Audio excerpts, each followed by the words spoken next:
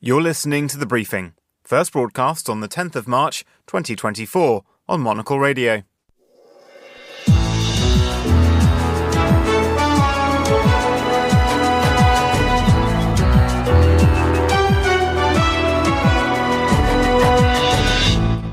Hello and welcome to The Briefing, coming to you live from Studio One here at Midori House in London. I'm Vincent McAviney. Coming up on today's programme. The name of operation is Maidan 3. It meant to change the president. They will use any instruments they have. Ukraine's President Volodymyr Zelensky replaces the head of his personal protection unit after Russian infiltration. Iran-backed Houthi rebels vow to broaden their attacks in the Red Sea. How much longer can companies afford alternative routes? Plus the latest from Trump's hush money trial, and could Britain be about to get a new political party? All that right here on The Briefing with me, Vincent McAviney.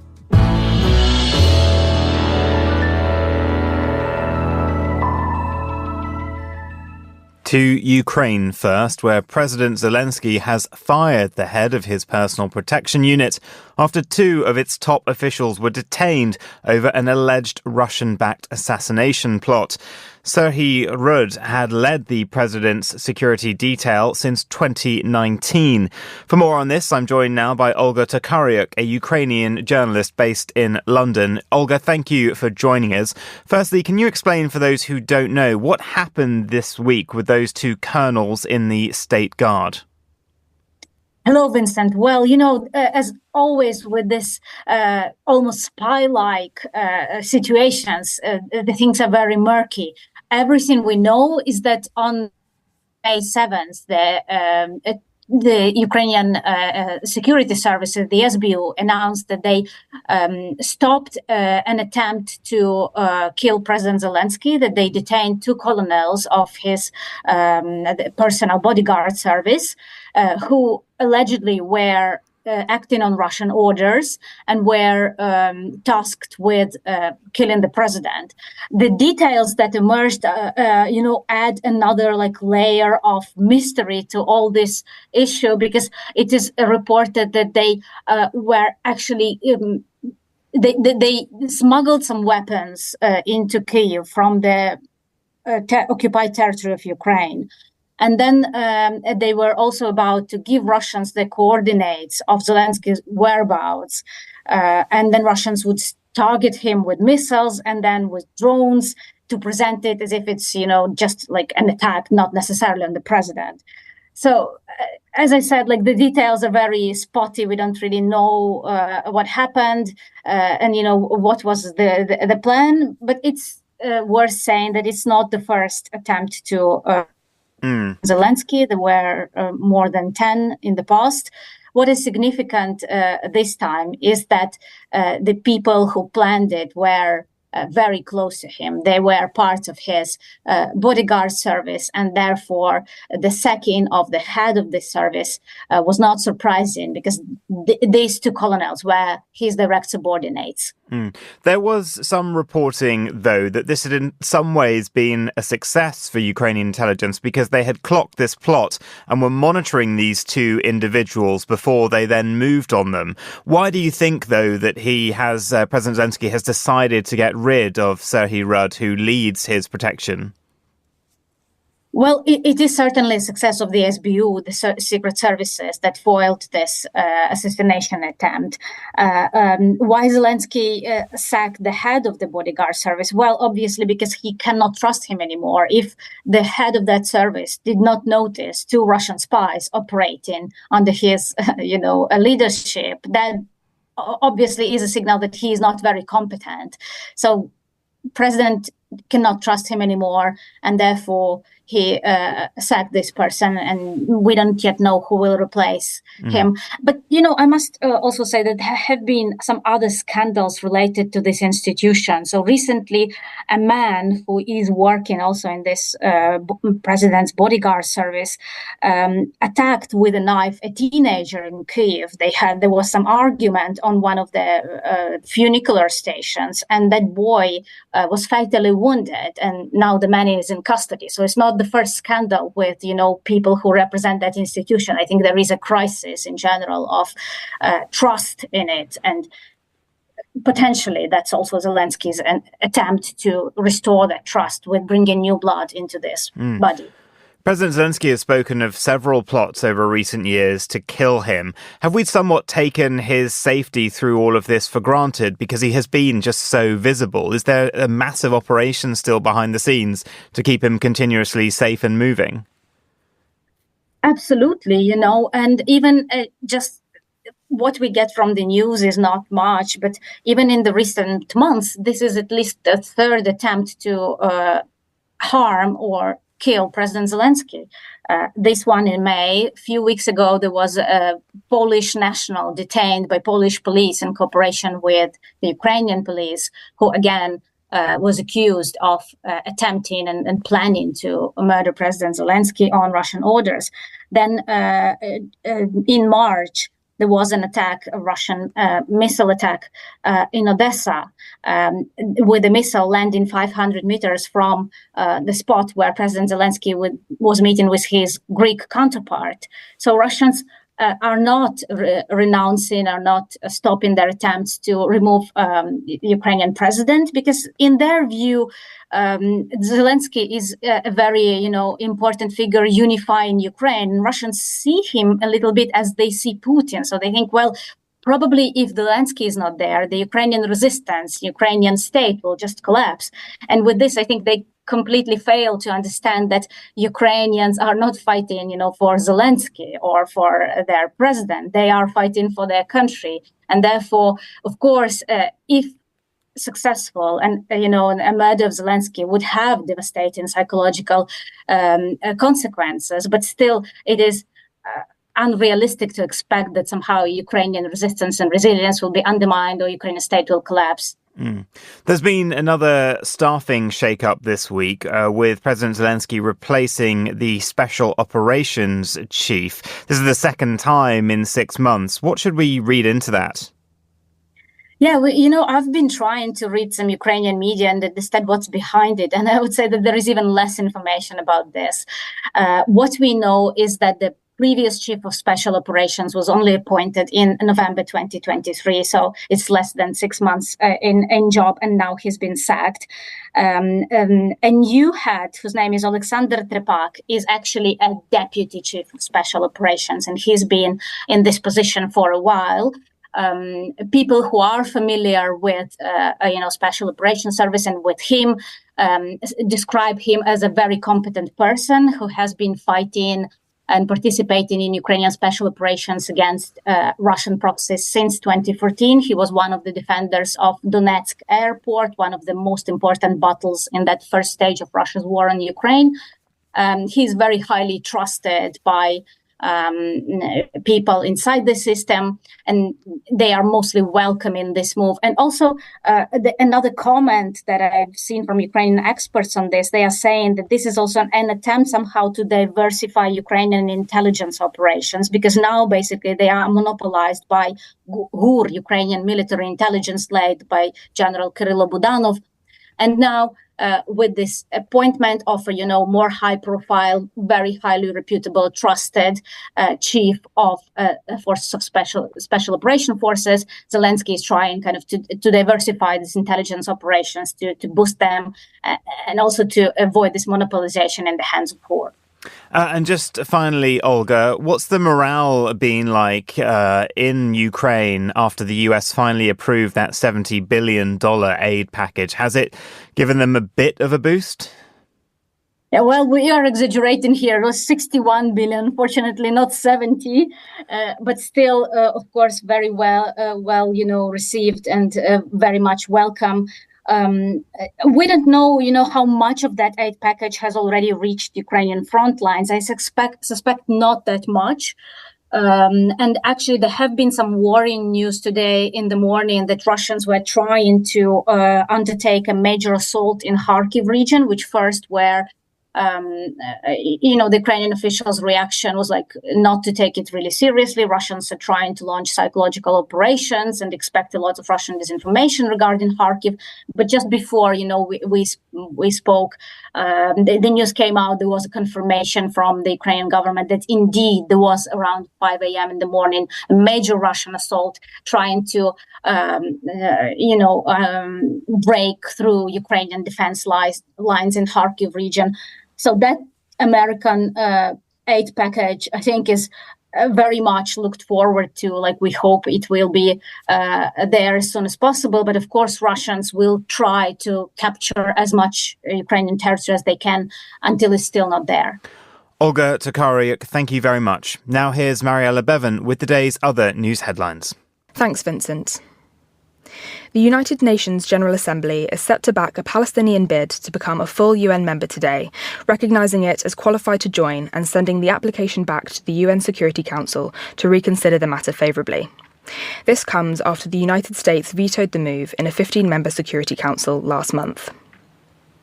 The death toll from severe flooding in southern Brazil has risen to 107 as rescue operations continue and authorities begin to see the cost of recovering from the devastation in the state of Rio Grande do Sul. More rains are forecast in the coming days, raising fears that water levels will rise further in the inundated state capital of Porto Alegre and nearby towns where streets have turned into rivers. An Israeli singer, Eden Golan, qualified for the final of the Eurovision Song Contest despite protests. Her victory came hours after thousands of pro-Palestinian protesters gathered in the streets of Malmö, Sweden, where the contest is being held to show their support for Gaza. Those are the day's headlines. Back to you, Vincent. Thanks, Mariella. To the Red Sea now, where an international task force continues its naval patrols to protect global shipping from Iran-backed Houthi rebels. Yesterday, the leader of the Houthis, Abdul Malik al-Houthi, said they would broaden their attacks to target the ships of any company related to supplying and transporting goods to Israel, regardless of their destination. Joining us now to discuss this is Iona Craig, a journalist who specialises in Yemen and the Arabian Peninsula. Iona, thank you for coming on the show. Firstly, many around the world are still feeling the cost of the Houthis' campaign at the till, but it feels like we haven't heard about successful strikes for a while now. What's been going on in the region? Yeah, good afternoon, Vincent. Well, actually, we had a relatively quiet period in the middle of April last month. There was a lull of about 10 days when there weren't any Houthi attacks, and in response to that, there were therefore very few US-led strikes, which the UK has also been participating in inside Yemen against the Houthis. That ended towards the end of April. On the 24th, 25th of April, the Houthis sort of re-escalated really their attacks in the Red Sea. And we've now seen over the last sort of 2 weeks that re-escalation hitting the sort of heights of February, March in terms of attacks that they've been carrying out. And in addition to that threat that was made by Abdul Malik yesterday about expanding their attacks, they also previously, which is why we should take this threat now seriously, they previously threatened to expand attacks into the Indian Ocean, and we saw that materialise on the 25th, 26th of April when an MSC vessel was targeted way out in the Indian Ocean, sort of 300 to 400 nautical miles from the Horn of Africa. So that has an even greater impact now on shipping that had already been diverting from the Red Sea, but it's going to mean an even further diversion from vessels that were trying to avoid being targeted by the Houthis and now going to have to go even further afield to keep out of range of the Houthis. Now they have decided to expand their attacks into the Indian Ocean. And I mean, as it stands at the moment, what percentage of shipping is being diverted around that sort of long route going around the continent of Africa? Well, Egypt have said now that they have confirmed that they have a reduction of 50% reduction in tax revenue from vessels going through the Suez Canal. So, yes, you've got a significant proportion now of vessels having to take the route round the South Africa and the long way around. So particularly that's harmful for traffic going into the Eastern Mediterranean because that's the longest way around they're going to have to take. But it also impacts vessels going to all parts of Europe and even to America, because a lot of those shipping vessels that are going into Europe are then heading on to the US afterwards. But yes, so you're looking at Egypt taking a sort of 50% hit as far as tax revenue is concerned. And now with this kind of movement into strikes in the Indian Ocean in the last couple of weeks, you've had companies like Maersk and Hapag-Lloyd are warning of disruption going up by more than, up to 20% in the second quarter of 2024 if they're having to avoid even further the shores of Yemen and the Houthi attacks. And in terms of the costs for the companies that are doing the shipping, for manufacturers, for consumers, I mean, how sustainable is it for so much traffic to be diverted this way? And also the huge environmental cost, because it's more fuel, more emissions as well. Yeah, and actually the latter point is probably, the greatest one in many respects, because there's tax issues related to that from the EU as well, that the more fuel that is spent in shipping, then the more tax that has to be paid for environmental reasons. But yeah, I think the industry now has almost settled into this period of having to avoid the Red Sea and made these changes, at the end of last year and early parts of this year, that they have been able to cope with the greater demand on shipping companies, that the supply chain and actual cargo vessels and shipping containers and all required to do that longer route with more time at sea has been coped with quite well by the industry. But yes, of course, the increased costs of all of that will continue as long as this does. And if the Houthis are, threatening to not just extend their attacks on what vessels they're attacking, there's also been talk from the Houthis authorities about extending attacks into the Mediterranean, into the Eastern Mediterranean, because they've been very clear that their level of attacks on vessels, on commercial shipping, will relate directly to the level of violence in Gaza, and particularly if there is, increased attack on southern Gaza and on Rafah. And they've been very clear that if and when this attack on Rafah escalates, they will also escalate their attacks on international shipping. So I think we should take that threat seriously of possibly reaching vessels in the Eastern Mediterranean, because, as I say, they previously threatened vessels in the Indian Ocean and, sort of 6 weeks later started carrying out attacks on vessels in the Indian Ocean. So I don't think it's outside the realm of possibilities that this issue could spread not just from the Red Sea, the Gulf of Aden and the Indian Ocean, but also to the Mediterranean. And just finally, obviously, these weapons and these drones are being supplied by Iran. Has there been much success on the part of the action taken by the US and others in disrupting the supply routes from Iran to Yemen? And alternatively as well, I mean, this is costing Chinese companies. China has a lot of leverage over Iran. Have they been putting any more pressure on Iran to stop this disruption? No, I think it's been quite clear, even when the US has approached Iran directly about this, Iran has turned around to US interlocutors and said, go and speak to the Houthis directly. So I think there's a real reluctance on the part of whether it be China or Iran to get involved in trying to prevent the Houthis doing what they're doing. But yeah, I think there is obviously a huge effort by the US and other allies to intercept these kind of munitions being brought into Yemen. But the biggest trouble is, particularly with drones, of course, is they don't have to be particularly large. They can be brought in components. The Houthis have now been trained by the Iranians to rebuild those drones once they arrive into the country in small parts.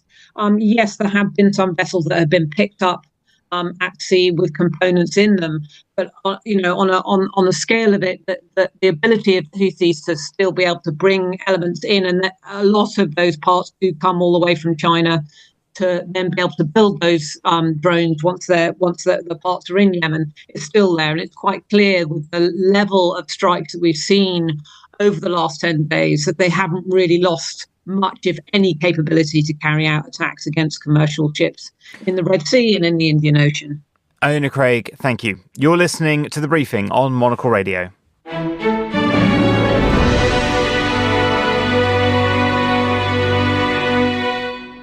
You're back with The Briefing on Monocle Radio. I'm Vincent McAviney.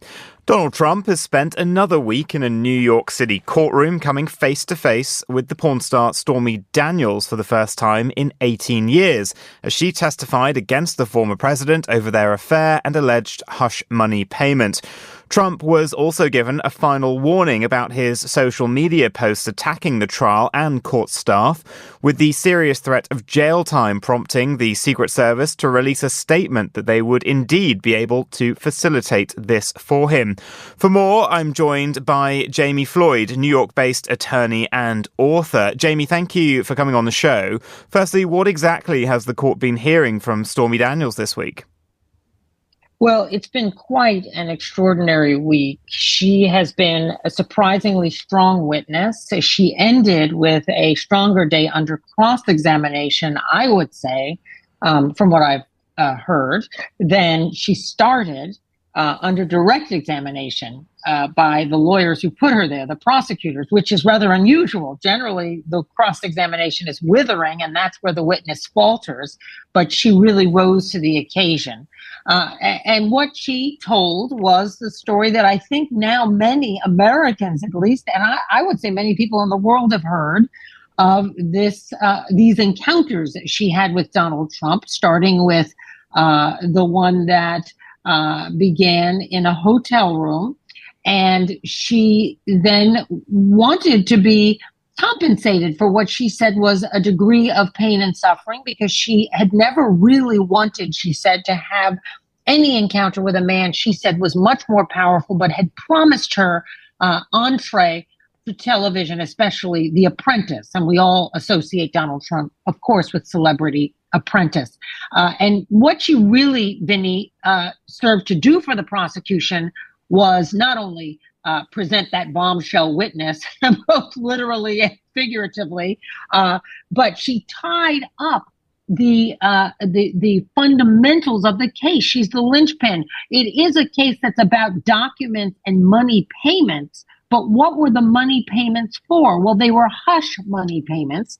And what he was trying to hush up were these encounters with women, most significantly Stormy Daniels, or Stephanie Clifford, as she was named at birth. And how has Donald Trump and the jury indeed reacted? Well, it's very interesting. Most witnesses that come into that courtroom, indeed every witness, it seems, gives a glance at Donald Trump. One or two, like his former COO Weisselberger, even give him a little smile as if this is, a social encounter. But there have been two women who have refused to look at Donald Trump, and that is Hope Hicks, who is his former communications director and a very close member of his inner circle. She was a couple of witnesses before Stormy Daniels, and then Miss Daniels herself. And Stormy Daniels refers to Trump as Mr. Trump. She has the protocols of the court and the decorum of the court down solid. She's dressed apparently in a very demure way yesterday in a buttoned up green dress. Apparently the jury's responding well to her testimony, but Susan Neckles, Donald Trump's attorney, did very effectively cross-examine her, trying to demonstrate both a desire for financial compensation. In other words, you were all in this for the money, and also you just hate Donald Trump, don't you? Pulling up text messages and tweets that demonstrate that Miss Daniels, of course, has no affection for Donald Trump and really would like to see him go to jail, is basically what the defense is trying to demonstrate. And Vinny, they were very smart to have a woman cross-examine this woman so that a man was not beating up on Stormy Daniels in front of the jury. And what are we in for next week? And how serious is this threat of jail time should Donald Trump continue to post on social media about the trial? Well, let's take each thing one at a time. The witness who's currently on the stand and will return to the stand is a woman named Madeleine Westerhout.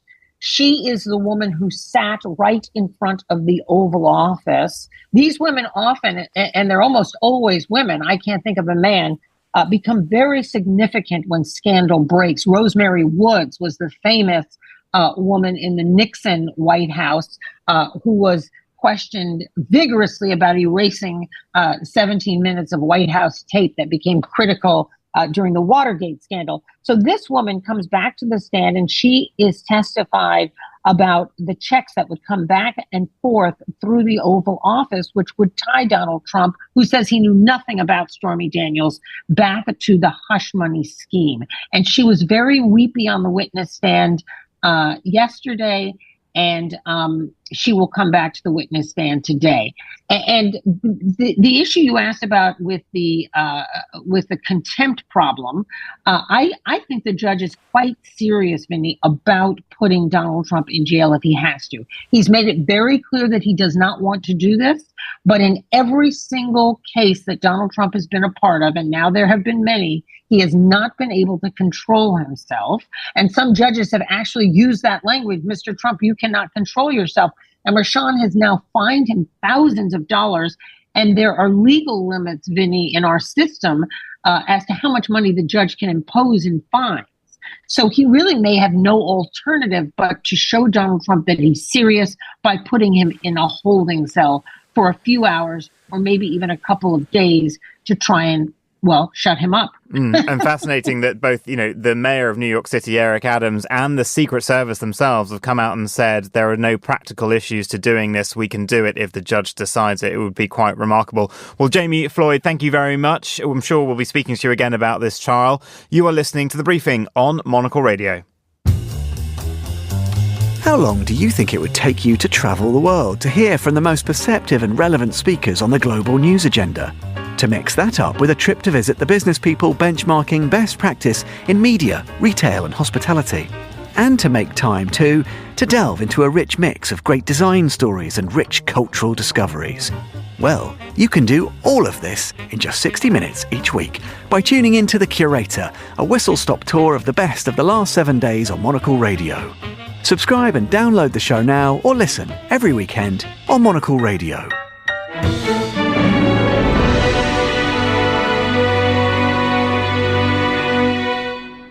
Now, Dominic Cummings is a name that you might remember from both Brexit and the Boris Johnson government. A self-styled disruptor with grand plans to reform the British state, he crashed and burned out of Downing Street after breaking the very COVID lockdown rules he designed and implemented. But now he's back, having fired salvos of criticism at his former party, the Conservatives, in the years since. He reportedly wants to set up a new political party. Joining me for more in the studio is Monocle Radio regular and associate fellow at Chatham House, Quentin Peel. Quentin, good to have you back in the studio. What do we know about Dominic Cummings' plans? Well, he's been going on about this for a little while. I think he first mentioned it last year in an online column because essentially, he says the Conservative Party is going to implode. He's right about that. The Conservative Party is going to just crash at the next election. And then I think there will be a battle royal for the spoils. And that's where he wants to get involved. He says he's got something called the Startup Party that will take over from the Conservative Party. It's not going to have Nigel Farage as a member. It's not going to be the Brexit Party, but it will be an anti-establishment party. So he's right about the Conservative Party, and I think he's wrong about his own party, because he's just too crazy, too poisonous for anybody to want to follow him. Well, let's break some of that down. I mean, it's one thing to have ideas and a policy platform, but ultimately you have to have people to put up to be elected, and Britain's system is first past the post. It's incredibly hard to hack into. We have two very dominant main parties. I mean, what are the chances of him recruiting? Who might he get on board, and how likely could they actually make any ground? Because it's all at the end of the day about having these huge networks of volunteers and local parties in constituencies around the country. Yeah, I mean, I just can't see him. He's not a popular figure. In fact, he's a profoundly unpopular figure. He's brilliant. There's no question about it. And he's a brilliant tactician. So if he could attach himself to a popular figure, indeed somebody like Nigel Farage, then it might work.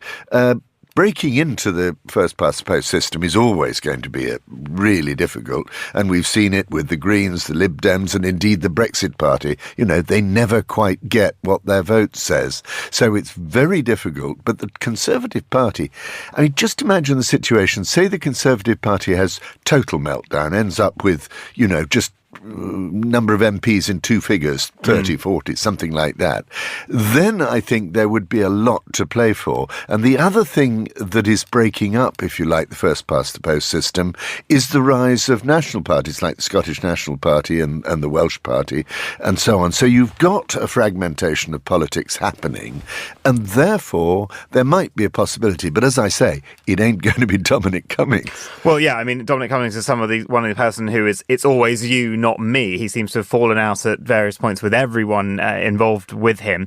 But I'm really curious about the platform that he's going after, because he says he's been conducting poll groups and he's come up with some ideas like closing he says, the tax benefits for the 1% and having a stronger policy on immigration. Do you think he's tapping into something here, that he's getting something that just the mainstream parties aren't getting about the frustrations of the majority of British people?